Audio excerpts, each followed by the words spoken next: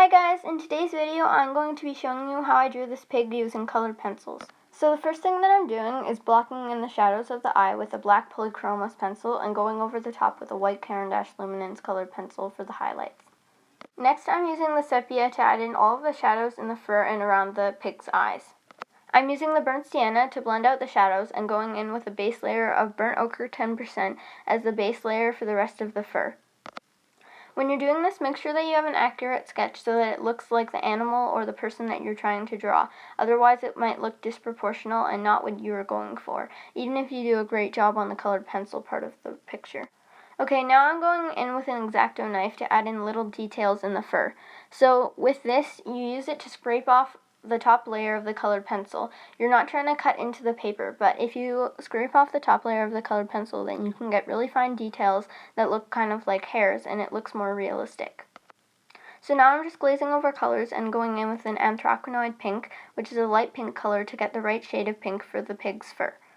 Okay, so now I'm just going in with the burnt sienna and with the sepia again to get the right darkness of the shadows and adding in more detail.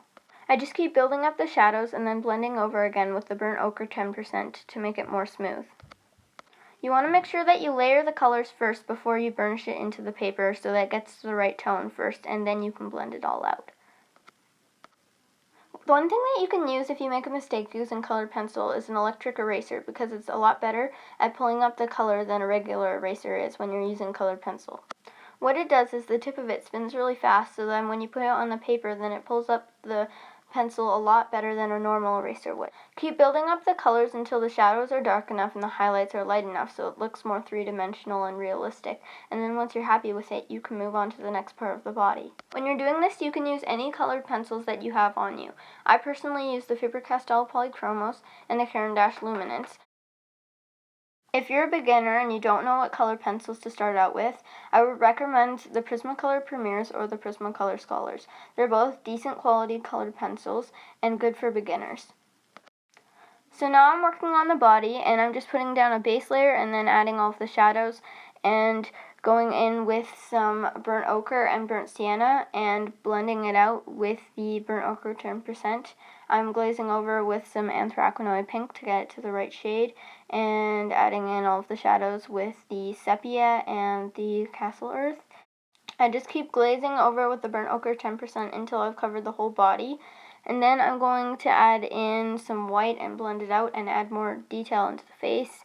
And I'm going over with a cinnamon color from the Faber Castel Polychromos and blending it out with white and burnt ochre 10% and adding in some detail with the X-acto knife. You can see me trying to fill in all of the white grain of the paper so that you don't see little specks through it. And I'm almost done the body. I just have to do the last leg, and I'm adding in some more detail with the X-acto knife to add some more fur strokes. And now I am just finishing up the last leg and going in with all the shadow colors. And now I'm starting on the grass with a forest green color. I go over the top with a black and Castel earth so that I have some shadows in there to add some depth, and then I go over with an X-acto knife to see the blades of grass, and then I'm going to go over with a white pencil so that you can see it a little bit brighter, and going over the top with a light green Faber Castel Polychromos, so I just keep blocking in all of the green for the grass, and I use a big fluffy brush to get the pencil shavings off the page so they're not in the way, so that you don't smear them with your hand. And so I'm just finishing up with the green in that area and then adding all of the strands of grass with the X-acto knife. You can change the X-acto blades if you need to. You can buy replacement blades. Just make sure that they're sharp enough so that they will work and that they are the same blades that you got when you got the X-acto knife, or very close. So I'm just finishing up filling in all of the green area for the grass, and then I am going to get a white Caran Luminance colored pencil to blend all the edges of the pig and go in with an X-acto knife for the strands of hair, because you can see it a bit highlighted. And then I'm going to finish adding in the strands of grass and going in with some shadowed colors. I'm trying to blend it out on the edges of the grass because it's a little bit more blurred there.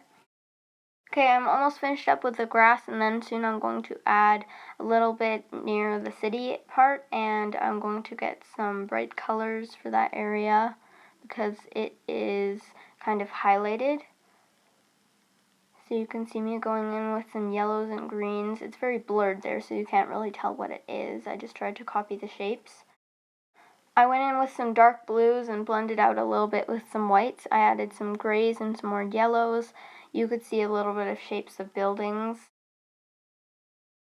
So this is the finished piece. I hope you like it. If you like this video, please remember to like and subscribe to my channel to see more art videos like this one. Bye guys!